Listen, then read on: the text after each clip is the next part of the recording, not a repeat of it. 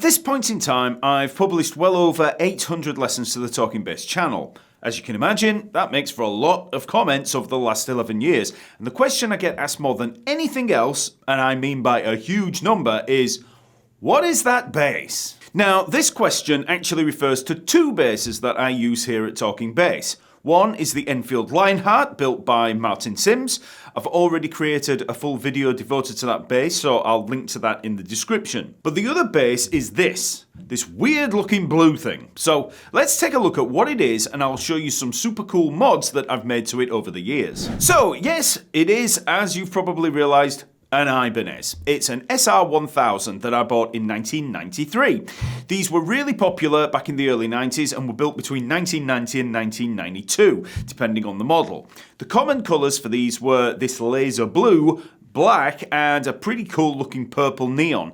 It was in perfect condition when I bought it, and it still looks pretty good on camera, but up close there are cracks all over the paintwork. The bass has 24 frets and it has a crazy thin fast neck. If I ever want to play something fast or technical, I'll usually get this bass out.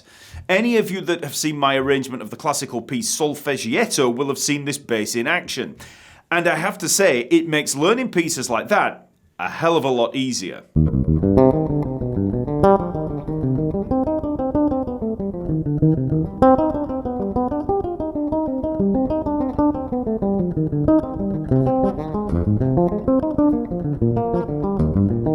As well as the 24 frets, it has a deep cutaway that allows easy access to that highest register. It's a pretty lightweight ash body with this ebony fingerboard, and the bridge is this really chunky AccuCast 4B. But I know what you're all thinking. What the hell are those pickups? I've never seen an Ibanez like that. And no, you won't have. Obviously, these are not stock Ibanez pickups. These are Sims Super Quads. They're the same as you will have seen on my Enfield Lionheart, but we'll get to those in a second.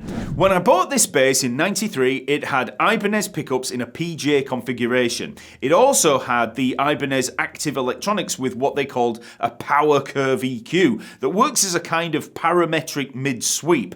It was a very interesting concept, but it was a little confusing to use, especially if you just wanted to boost your bass or treble. Before buying the bass, I'd seen a review of it in Bass Player magazine, and that bass had EMG pickups. Now, I'd always seen that review bass as the more high-end option, even though that's actually not true at all. So I eventually swapped the Ibanez pickups out for an EMG PJ set. They're the pickups that you'll see on the early TalkingBass videos.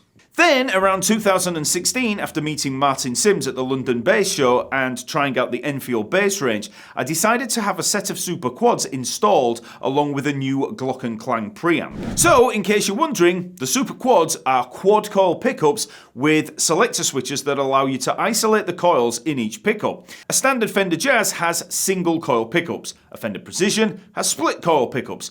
With the Super Quads, you can switch between three settings indicated by the LEDs on each pickup. So it's green for single coil, then it's going to be red for split coil, and it's blue for parallel humbucker, which is similar to a Music Man Stingray. When you combine the coil select and the pickup blend knob together, the pickups can provide a huge amount of variety.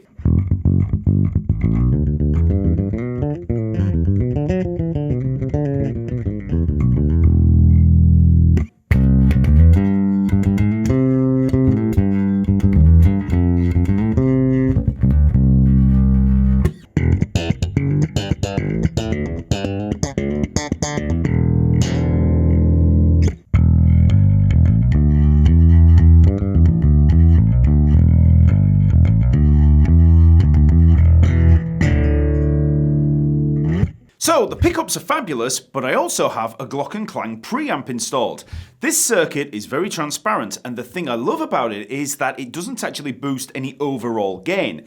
With tone controls set to flat, I can switch between passive and active with no change of volume. But why do I like that? Well, if I'm on stage and the battery dies, I can switch to passive and I won't have to worry about the volume difference on the amp or through the PA. I don't have to suddenly boost the volume to compensate. So here I am on active, and if I now just switch to passive,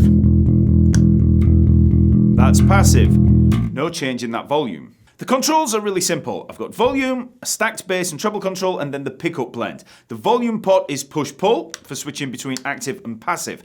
I love this preamp and also have it installed on my Enfield Lionheart. So that's the bass, but I also have one extra mod in the shape of this Hipshot Detuner on the E string. This allows me to switch from standard tuning to drop D or any other note at the flick of a switch. There's a little rotary device on the tuner for tuning the dropped note. So if I'm playing a song in E, and then I just need to switch down to D, it's right there. I don't need to start retuning mid-set or switch basses. It's all there when I need it. So now go check out this video that I mentioned earlier where I work through some of Solfeggietto by CPE Bach. It's a great demonstration of this Ibanez and how the 24 frets can be useful when learning something a little more, let's say, shreddy.